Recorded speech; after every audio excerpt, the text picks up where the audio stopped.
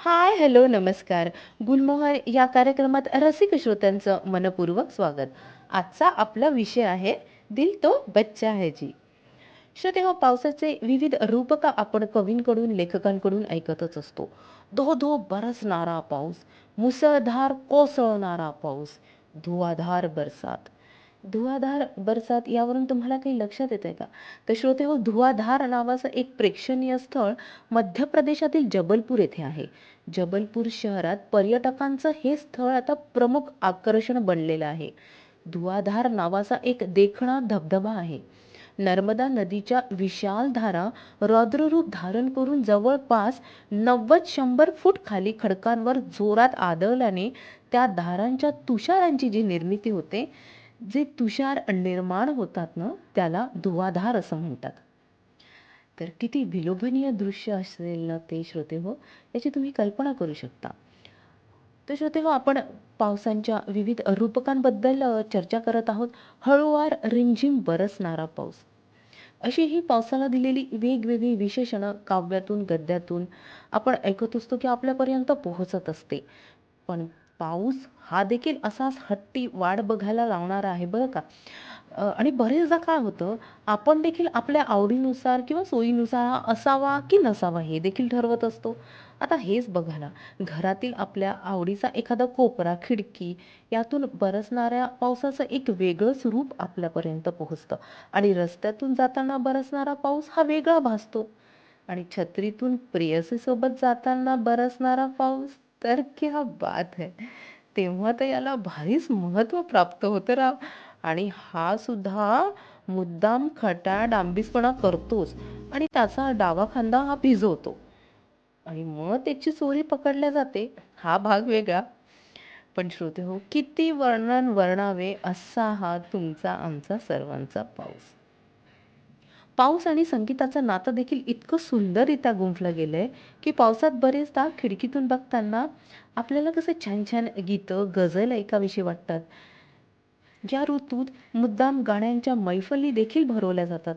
पाऊस आणि गझल असं चक्क नाव असलेल्या मैफली असतात. मग यात प्रेम, विरह, आठवणी, शृंगार या भावनांना स्पर्श करणारी गीतं, गझल प्रस्तुत केल्या जातात.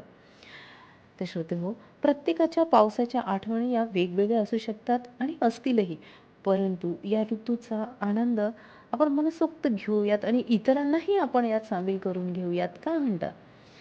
तर श्रोतेहो, विचार करा, बाहेर धो धो बरसणारा हा कोसळणारा पडणारा पाऊस आणि सोबत अशी थोडीशी हुडहुडी भरणारी थंडगार हवा.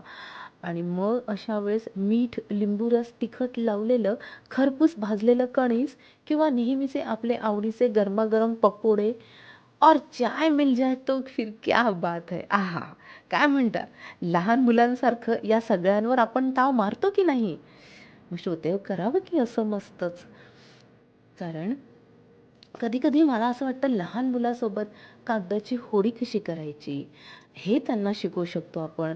किंवा आपल्या काही पूर्वी आपण कसं खेळायचो, आपल्या काही आठवणी त्यांच्यासोबत शेअर करू शकतो आणि त्यांनासुद्धा होडी बनवून ती आपण छोट्याशा डबक्यात कशी करायची, आपण कसं त्या होडीसोबत खेळायचो, हे देखील त्यांना सांगू शकतो आणि त्यांच्याच आनंदात आपण रममाण होऊन मनसोक्त आनंद घेऊ शकतो.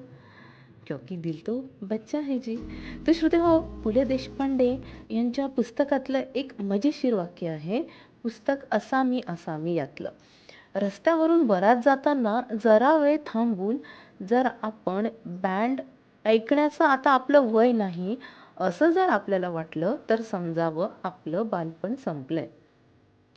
तसंच पावसात रस्त्याच्या कडेला असणाऱ्या हातगाडीवर पुठ्ठा हातात घेऊन घमेल्यातल्या कोळशाला वारा घालत त्यावर भाजलं जाणारं मक्याचं कणीस बघून जर आपल्याला थांबावंसं न वाटणं किंवा लगेच गाडी बाजूला ठेवून एक मेरे लिए भी असं म्हणता न येणं, म्हणजे तरी देखील आपलं बालपण संपलंय असं समजावं.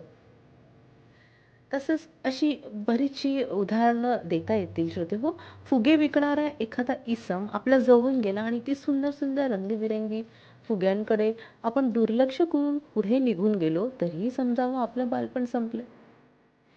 किंवा लहान मुलं खेळताना अचानक आपल्यासमोर त्यांच्या खेळण्यातला बॉल आला आणि आपण तेवढ्याच स्पिरिटने त्यांच्यापर्यंत किंवा किक मारून आपण त्यांच्यापर्यंत पोहोचवला नाही, तरीही समजावं की आपलं बालपण संपलं. तर तेव्हा अशी बरीचशी प्रसंग वर्णिता येतील, देता येतील, आपल्याला सांगता येतील. पण निमित्त काही का असेना, परंतु निसर्गानं दिलेलं इतकं सुंदर आपल्याला बहाल केलेल्या सगळ्या गोष्टींचा आनंदाने स्वीकार करून लहान मुलांसारखं त्यांच्या आनंदात आनंद घेऊयात, देऊयात आणि मस्त राहूयात. काय म्हणता? कारण शेवटी दिल तो बच्चा है जी. तर हो, भेटूया अशा वेगवेगळ्या नवनवीन विषयांसोबत पुढील कार्यक्रमात. तोपर्यंत मस्त रहा. Take care. Bye bye.